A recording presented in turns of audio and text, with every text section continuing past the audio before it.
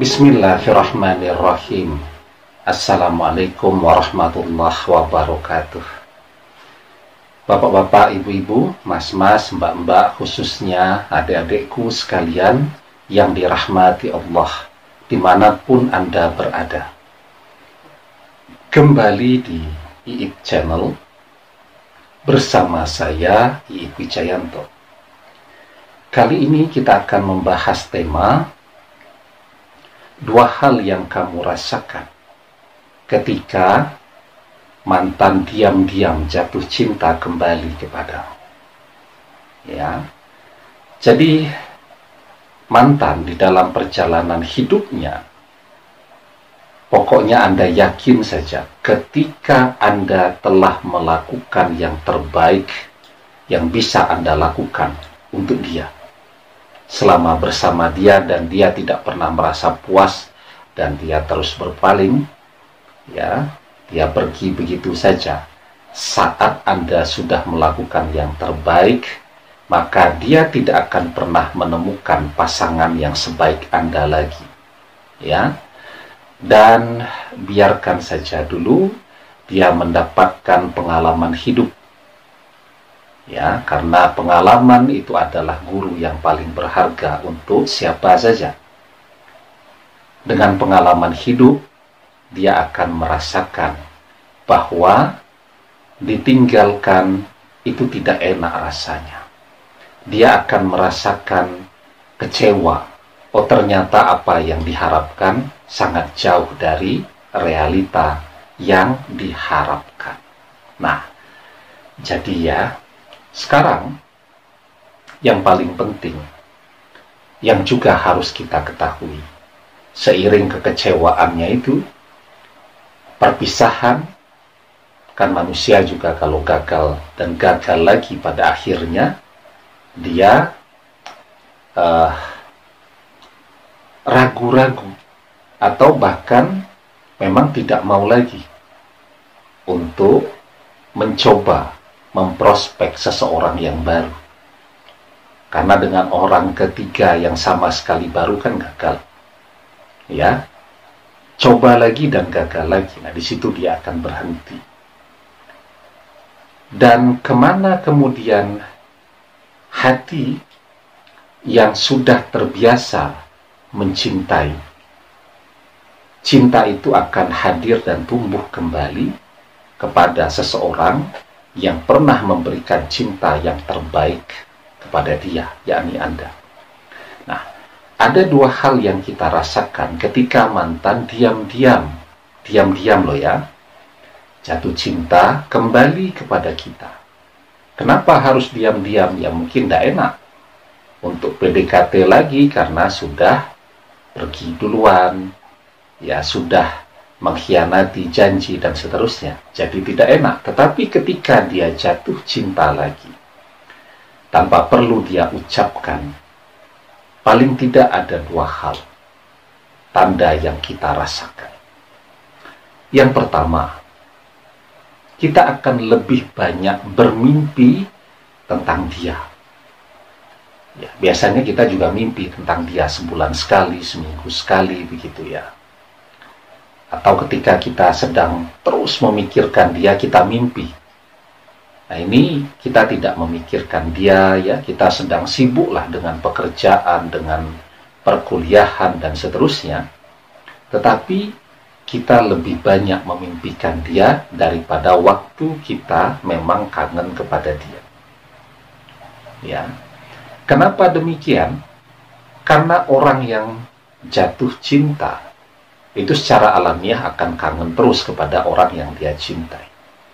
Kangen itu akan membuat orang banyak memikirkan orang yang dia cintai. Apalagi orang yang jatuh cinta itu biasanya agak susah tidur karena kepikiran terus. Kecuali kalau cinta dan bisa bersama ya. Tetapi kalau jatuh cinta tidak punya jalan untuk mewujudkannya, jadi kepikiran terus.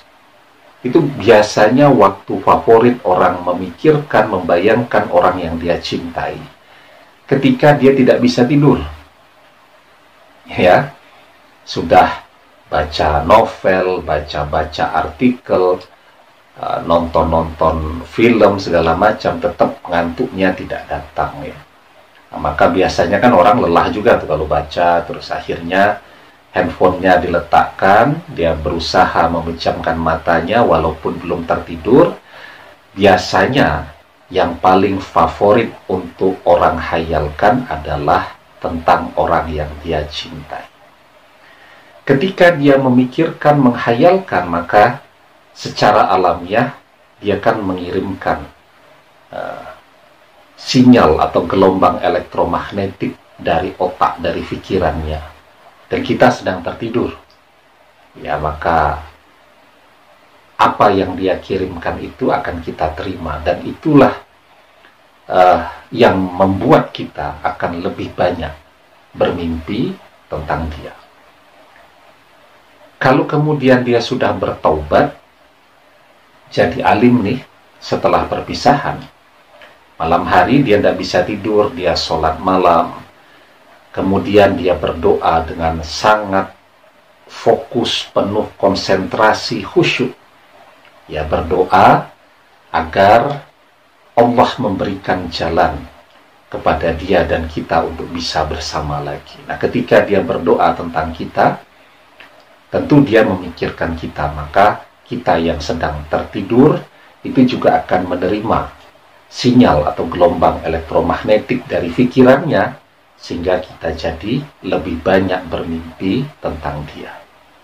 Ya, nah, kemudian tandanya yang kedua yang kita rasakan. Tapi sebelum kita bahas lebih jauh, jangan lupa yang belum subscribe untuk memencet tombol subscribe dan menyalakan lonceng notifikasi agar Anda selalu mendapatkan pemberitahuan video-video terbaru dari channel kesayangan kita ini. Dengan subscribe, doa-doa kita selalu terhubung sehingga kita selalu bisa berdoa bersama-sama ya. Tanda yang kedua yang kita rasakan, keyakinan kita bahwa dia akan kembali bersama-sama dengan kita itu jauh meningkat. Ya. Kan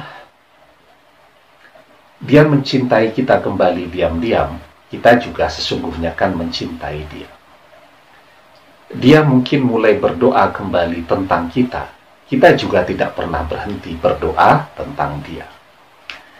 Dulu ketika kita berdoa, itu masih ada keraguan-raguan di dalam hati. Tetapi sekarang, keyakinan di dalam hati kita bahwa dia akan kembali kepada kita, itu meningkat. Kita yakin seyakin-yakinnya. Sudah tidak ada ragu-ragu lagi. Yakin betul bahwa si mantan ini akan kembali kepada kita.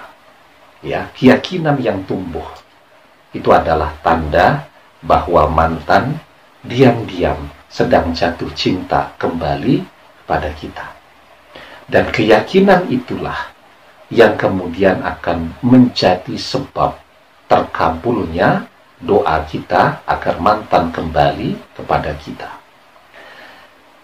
Di dalam sebuah hadis dijelaskan, ud'ullaha wa antum muqinuna bil ijabah wa'lamu annallaha la yastajibu du'a'am min qalbin ghafilin lahim.